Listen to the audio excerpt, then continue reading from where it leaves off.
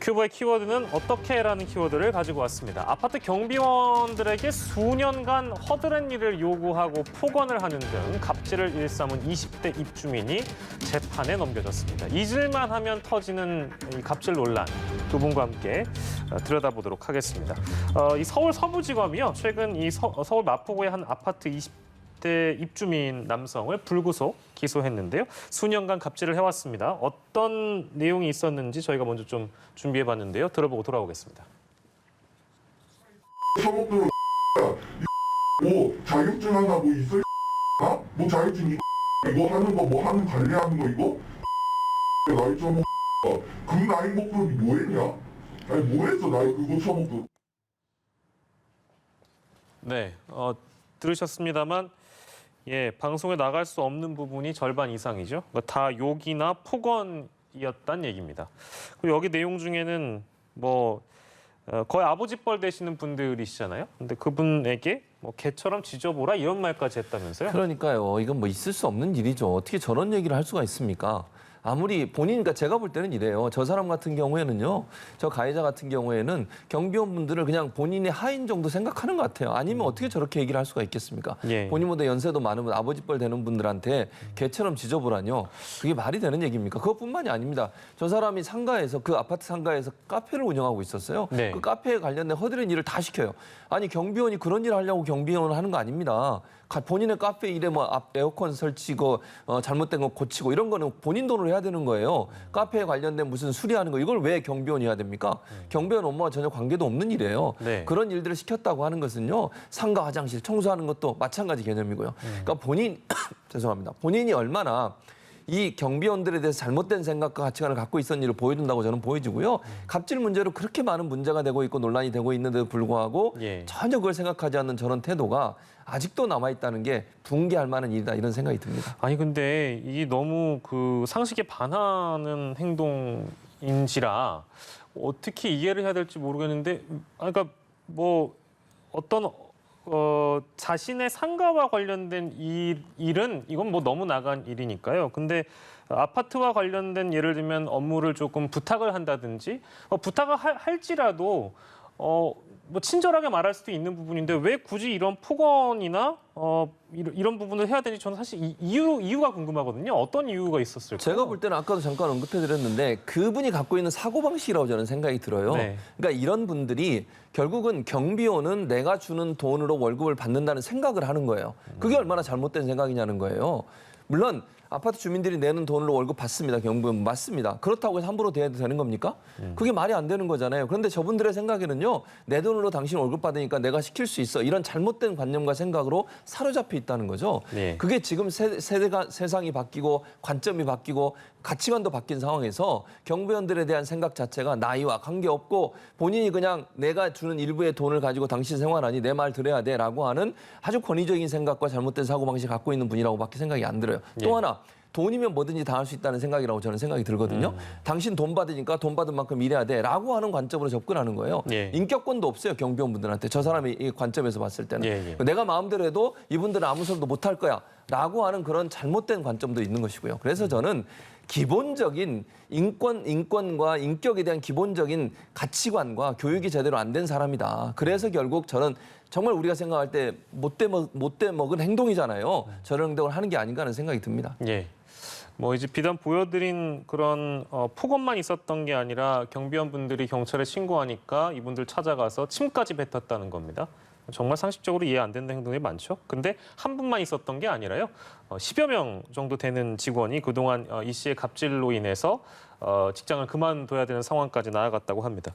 아까 말씀드린 대로 불구속 기소됐는데요. 업무방해 혐의, 보복, 협박 혐의 이제 이렇게 됐습니다. 향후 어떤 처벌이 좀 가능하다고 봐야 될까요? 사실은 강력하게 처벌을 해야 되는데 이 정도 사안도 지금 불구속 기소 상태라고 한다면 구속영장을 청구하지 않을 정도로 사실 가볍게 바라볼 만한 사건은 아닌 것 같습니다. 우리가 네. 과거에 경비원이 무자비한 폭력과 이제 협박이나 이런 걸로 이제 극단적인 선택을 했던 사건들도 있었거든요. 예. 이럴 때 강력하게 처벌해야 되지 않을까 하는 말씀을 드리고요. 일단은 경찰이 신고했을 때 진술을 못하도록 하거나 이것에 대해서 협박 행위를 하는 경우에는 특가법상 보복 죄가 성립되기 때문에 굉장히 강력한 범죄라고 말씀드릴 수 있고요. 업무방해는 폭행이나 위력으로 저렇게 업무를 방해하는 경우에 성립합니다. 지금 피해자가 한 10명이라고 하니까 피해도 굉장히 많다 이렇게 보일 수 있어서 수사기관에서는 적극적으로 과거의 행위도 특정을 해서 구속영장 신청까지 해야 되지 않을까라는 생각을 하고 있고요. 그래야 근절되지 않을까 합니다. 예. 이 씨가 뭐 이제 그만두신 분 중에 한 분의 경우에는 이 씨가 걸어오는 소리까지 마음에 담아놓고 그 소리가 들리면 이제 소리가 기억이 나겠죠. 그 걷는 특정한 어떤 그런 소리가 들리면 심장이 두근두근거려. 물론 이제 일을 그만두지 않고 하려고 했는데 심장이 두근거려서 일을 하지 못할 지경이었다고 합니다. 이제 그런 상황이 있었다고 하니 얼마나 좀 마음이 아픈가 싶기도 하고. 관련 개정안, 시행령 개정안을 좀 볼까요? 국토부는 경비원 등 근로자에 대한 괴롭힘 금지 사항을 반영한 공동주택관리법 시행령 개정안 시행하고 있는데요. 해당 개정안에는 부당한 지시나 명령 금지, 괴롭힘 금지 이런 내용들이 담겨 있는데 갑질은 여전히 끊이지 않고 있습니다. 제도적으로 좀 보완이 필요할 것 같은데 어떻게 생각하세요, 변호사님? 일단은 이 관리사무소에서 이제 갑질을 하는 사람들이 아파트 입주민이잖아요. 예. 이것이 신고되기가 굉장히 어려운 구조적 취약점이 있습니다. 경비원 아저씨들 스스로 피해자라고 나서기 굉장히 어려운 구조라고 한다면 아파트 입주민들이 십시일반 감시하고 관리 감독하면서 이런 갑질이 있는 입주민을 공동의식으로 고발 조치해주는 부분이 필요하지 않을까 생각이 들고요. 네. 이 가태료 제도가 시행됐으나 갑질은 현실에서 많이 이루어지고 있지만 실제로 처벌되는 예가 없다는 거에서 조금 더 관심을 기울일 필요가 있다. 그리고 아까 말씀드린 것처럼 갑질을 넘어가서 형사상 범죄 행위까지 하는 경우에도 우리나라에서는 지금 불구속 상태로 재판을 받는 거거든요. 예. 좀 더 약자에 대해서 괴롭히는 것이 굉장히 중대한 범죄이다. 이런 인식이 좀 넓혀질 필요가 있고요. 나아가서는 이렇게 보복 폭행하고 보복 협박하는 경우들이 있습니다. 네. 그리고 경비원 일을 못하게 하겠다라고 협박하는 경우들이 있는데 이런 경우에는 오히려 이 입주민에 대해서 공동체에서 좀 제재할 수 있는 방안. 아까는 카페 주인이라고 하지 않았습니까? 예, 예. 이렇게 갑질을 하고 경비원들을 10명이나 근무를 못하게 할 정도이면 사실 입주민들이 이 카페에 대해서 어떤 조치를 할지 예. 예를 들면 법률적인 조치가 아니더라도 다른 방안이 있을 수 있거든요. 이런 좀 연대의식이 필요해 보입니다. 예, 알겠습니다. 또 다른 갑질 사건, 물론 이제 이 내용과는 별도의 내용인데요. 다른 내용인데요. 또 다른 갑질 사건도 있었습니다. 이 내용도 좀 대대적으로 보도가 됐는데요. 지난 9일 충남의 한 고속도로 휴게소에서 있었던 일입니다. 한 남성이 종업원을 마구 폭행한 사건이 발생했는데요. 종업원의 마스크가 떨어지고 얼굴에 피도 나는데 폭행을 멈추지 않았다고 하는데 당시 휴게소에서 일하던 한 종업원에게 이 일이 벌어졌다고 들었습니다. 어떤 내용인지 좀 개요를 설명해 주시겠어요, 최진봉 교수님? 예, 일단 아까 말씀하신 충남이 한 휴게소에서 고속도로 휴게소에서 있었던 일이에요. 아마 이제 휴게소에 주차를 하고 카페에 가서 뭘 구매를 한 것 같아요. 지금 가해자 되시는 분이. 예, 예. 그런데 이제 거기서 일했던 아르바이트생이 19살입니다. 현재 19살 아르바이트생이 일을 하면서 예. 마감 시간이 다 돼서 한 손으로는 장부를 정리하고 영수증과 카드를 한 손으로 줬어요. 예. 그게 발단이 된 거예요. 그게 이유예요. 그러니까 폭행한 이유가 왜 한 손으로 주냐는 거예요. 영수증과 카드를 한 손으로 줘서 그것이 본인의 표현이면 싸가지 없다. 어떻게 어른한테 한 손을 줄 수 있냐. 이러면서 문제를 제기했고 그리고 나서 이제 말씀하신 것처럼 얼굴을 폭행을 하고 마스크가 벗기고 피가 나올 정도로 때렸다고 해요. 예. 주변에 있는 분들이 말렸다고 그러거든요. 말리는데도 불구하고 그거 듣지도 않고요. 신고하려면 신고해라 하면서 계속 폭행을 하고 문제를 발생시킨 이후에는 그냥 차를 타고 가버렸다는 거죠. 예. 이게 저는 말이 됩니까? 저는 이해가 안 됩니다. 아니 한 손을 주면 안 됩니까? 영수증하고 카드를 한 손에 준 게 뭐가 그렇게 큰 문제입니까?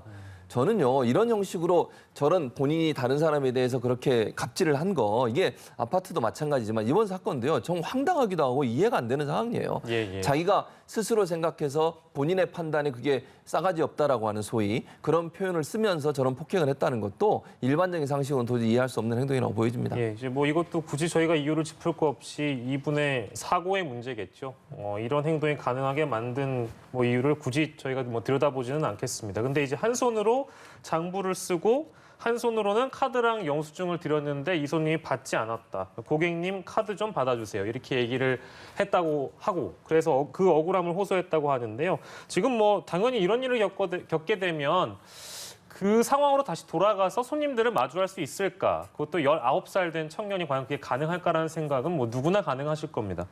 법적으로 처벌을 받아야 되는 건 마땅한데요. 뭐 이제 여러 가능성을 좀 열어놓고요. 정신적 피해 보상까지도 가능한지 궁금한데요, 변호사님? 일단은 이 피해 종업원이 불안감을 호소하고 있고 이 밖에 나가는 걸 좀 어려워하는 상황이라고 합니다. 더군다나 19세면 우리나라가 미성년자가 19세까지니까 미성년자라고 볼 수 있고요. 네. 안타까운 것은 부모님을 일찍 여의고 생계가 어렵다 보니까 저렇게라도 아르바이트해서 본인 생계비를 벌고 있었던 착실한 미성년자 학생인데 이렇게 무자비하게 폭행을 하고 문제는 지금까지 본인이 자수하지 않고 사과하지 않고 있기 때문에 정신적 위자료 그리고 치료를 받았으면 치료비도 배상을 해야 되는 사건이 아닐까 생각이 들고요. 예. 우리가 아동복지법상 아동은 19세까지로 규정이 되어 있기 때문에 아동 학대로 볼 여지가 있습니다. 이 때린 사람 입장에서는 뭐 성인인 줄 알았다, 아동인지 몰랐다 이렇게 변명할 여지가 있지만 다 큰 어린이 저렇게 어렵게 생활하면서 아르바이트하는 그 어린 학생들이 그것도 한 손으로 뚝 매민 것도 아니고 고객님 굉장히 네. 공손하게 이야기했던 것 같은데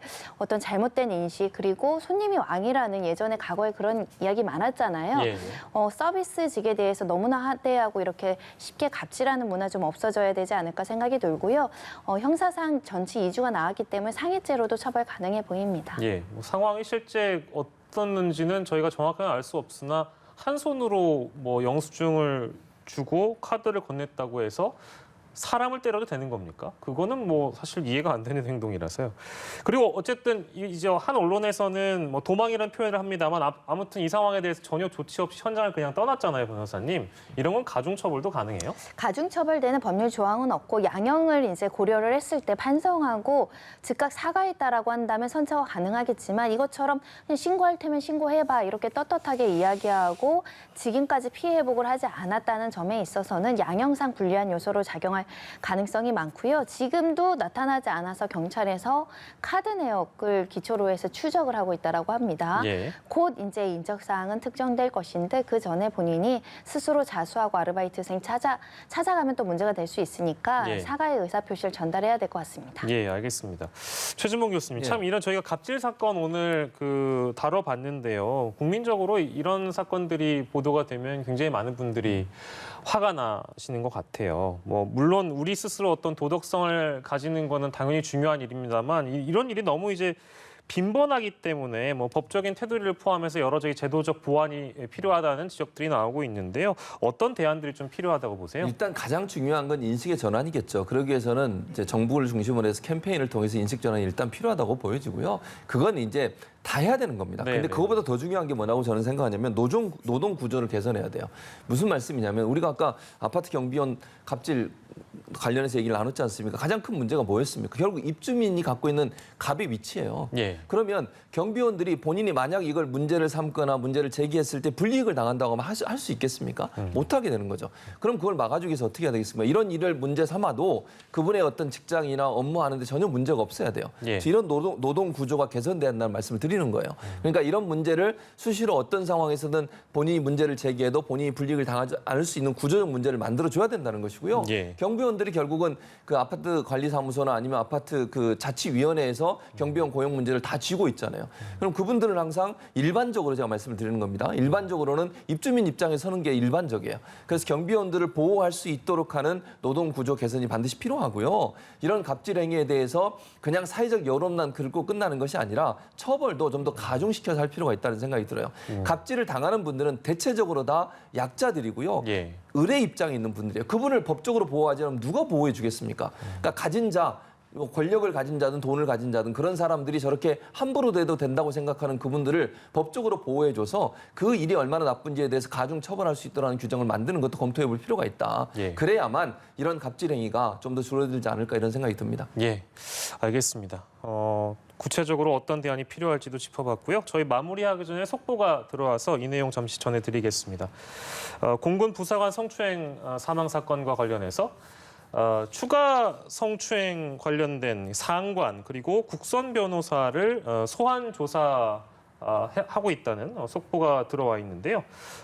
이 내용 짧게 저희가 잠시 좀 소개를 해드리면 그 유족이 제출한 고소장을 면밀히 국방부가 살펴봤는데 1년 전에 피해자를 강제추행한 혐의를 받는 또 다른 상관 그리고 국선 변호인의 경우에는 부실하게 변론을 한 게 아니냐 이런 의혹을 받고 있습니다. 그래서 피해자의 국선 변호사를 오늘 오후에 피의자 신분으로 소환 조사했다고 국방부가 밝혔습니다. 이 내용까지 저희가 전해드렸습니다. 예, 사건 큐브까지 함께했네요. 손정혜 변호사, 최진봉 성공회대 교수와 이 시간 함께했습니다. 고생하셨습니다.